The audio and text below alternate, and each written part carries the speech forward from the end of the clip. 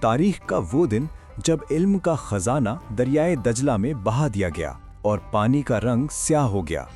1258 عیسوی میں Hulagu Khan نے بغداد کو کیسے راکھ کا ڈھیر بنایا، جانیے اس ویڈیو میں۔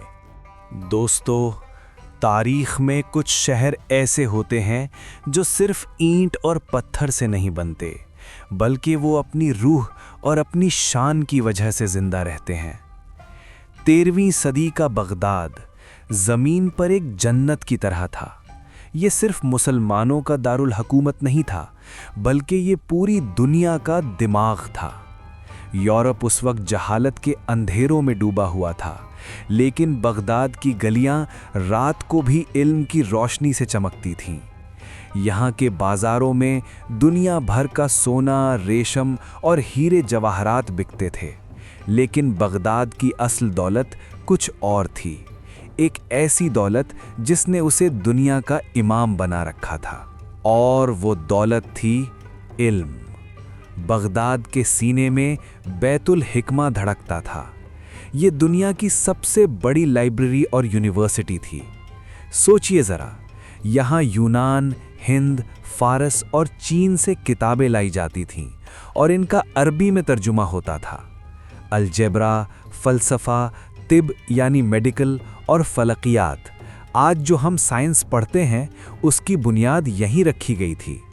کہتے ہیں کہ اس وقت بغداد میں ایک عالم کی سیاہی ایک شہید کے خون سے زیادہ مقدس مانی جاتی تھی، لیکن افسوس، ان لوگوں کو خبر نہیں تھی کہ بہت جلد یہ سیاہی اور خون دونوں ایک ہی دریا میں بہنے والے ہیں۔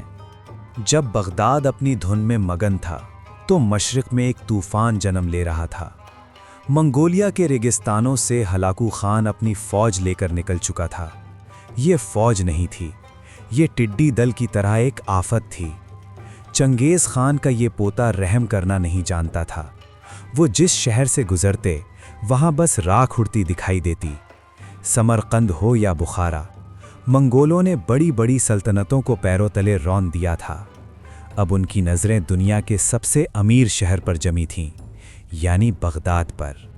موت بغداد کے دروازے پر دستک دینے والی تھی۔ اب ذرا بغداد کے حکمران خلیفہ المعتصم باللہ کی حالت دیکھیں۔ ان کے وزیروں نے خبردار کیا، خطرے کی گھنٹی بجائی، مگر خلیفہ کو اپنی عظمت پر اتنا ناز تھا کہ انہیں حقیقت نظر ہی نہیں آئی۔ ہلاکو خان نے انہیں دھمکی آمیز خط بھیجا کہ ہتھیار ڈال دو، لیکن خلیفہ نے جواب میں کہا، تم واپس چلے جاؤ، اگر میں نے حکم دیا تو پوری دنیا تمہارے خلاف اٹھ کھڑی ہوگی۔ یہ خلیفہ کی سب سے بڑی غلطی تھی۔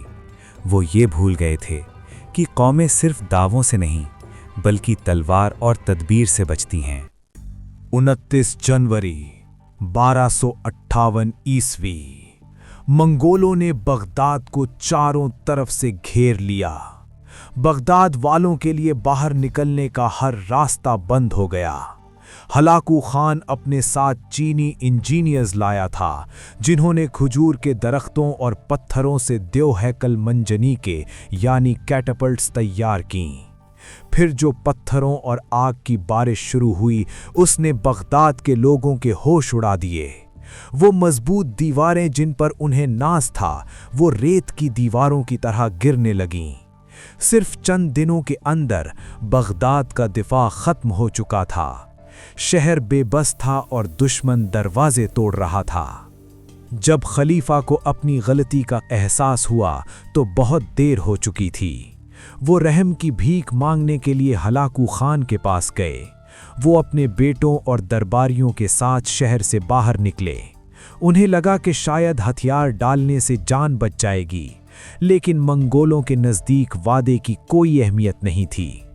ہلاکو نے خلیفہ کو زندہ قید کر لیا اور حکم دیا کہ باقی فوج ہتھیار پھینک دے۔ جیسے ہی مسلم فوج نہتھی ہوئی، منگولوں نے انہیں گاجر مولی کی طرح کاٹنا شروع کر دیا۔ یہ ایک دھوکہ تھا، ایک ایسا دھوکہ جس نے بغداد کی کمر توڑ دی۔ 13 فروری کو منگول فوج شہر میں داخل ہوئی اور پھر تاریخ شرما گئی۔ ہلاکو خان نے اپنی فوج کو کھلی چھوٹ دے دی۔ न बूढ़ा देखा गया, न बच्चा, न औरत। बगदाद की गलियां लाशों से भर गईं। खूबसूरत महलात, मस्जिदें और बाजार जलाकर खाक कर दिए गए।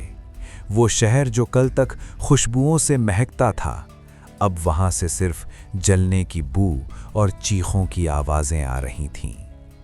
मुअर्रिखीन लिखते हैं कि लाखों लोग मारे गए। बारिश का पानी जब गलियों से गुजरता तो वो सुर्ख हो जाता था। लेकिन दोस्तों, इस सानहे का सबसे दर्दनाक पहलू कुछ और था।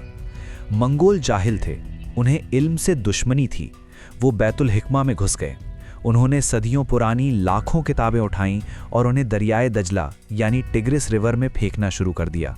वो किताबें जिनमें इंसानियत की पूरी तारीख और साइंस बंद थी, वो दरिया की लहरों की नज़र हो गईं। कहते हैं कि किताबों की तादाद इतनी ज़्यादा थी कि मंगोलों ने उन किताबों को पुल बनाकर दरिया पार किया और दरिया का पानी रोशनाई घुलने की वजह से कई दिनों तक काला बहता रहा। इल्म का वो ख़जाना जो ज़ाया हुआ, उसे आज तक दोबारा हासिल नहीं किया जा सका। आखिर में बारी आई खलीफा अल-मोतसिम की। हलाकू खान ने कहा कि शाही खून ज़मीन पर गिरना बदशगुनी है, इसलिए खलीफा को एक कालीन में लपेटा गया और उनके ऊपर घोड़े दौड़ाए गए। वो शख्स जिसके इशारे पर दुनिया हिलती थी, घोड़ों के पैरों तले रौंदा गया। बगदाद गिर गया, लेकिन अपने पीछे एक सवाल छोड़ गया कि जब कौमें किताब छोड़ देती हैं, जब हुक्मरान इंसाफ छोड़ देते हैं और जब लोग अपनी हिफाजत से गाफिल हो जाते हैं, तो फिर कोई न कोई हलाकू खान आ ही जाता है। बगदाद की वो राख आज भी हमें ख्वाब गफलत से जागने का दर्स दे रही है। बगदाद का ये ज़वाल सिर्फ एक शहर की मौत नहीं थी, ये हमारे इल्म और हमारी पहचान का कत्ल था। हमारी तारीख ऐसी ही हज़ारों दबी हुई राजों और इबरतनाक कहानियों से भरी पड़ी है। अगर हमने अपने माजी को याद ना रखा तो मुस्तकबिल हमें कभी माफ़ नहीं करेगा। अगर आप चाहते हैं कि हम तारीख के उन पन्नों को दोबारा पलटें जो वक्त की धूल में खो चुके हैं और दुनिया की उन मिटी हुई तहजीबों की असलियत आप तक पहुंचाएं, तो इस सफ़र में हमारा साथ दें। अभी मकतबा कदीमा को सब्सक्राइब करें और बेल आइकन को दबा दें ताकि तारीख की कोई भी दास्तान आपसे छूट ना जाए। आपको क्या लगता है, अगर बगदाद की वो किताबें ना जली होती तो आज दुनिया कैसी होती? कमेंट में अपनी राय ज़रूर दें। अगली वीडियो तक के लिए अल्लाह हाफिज़।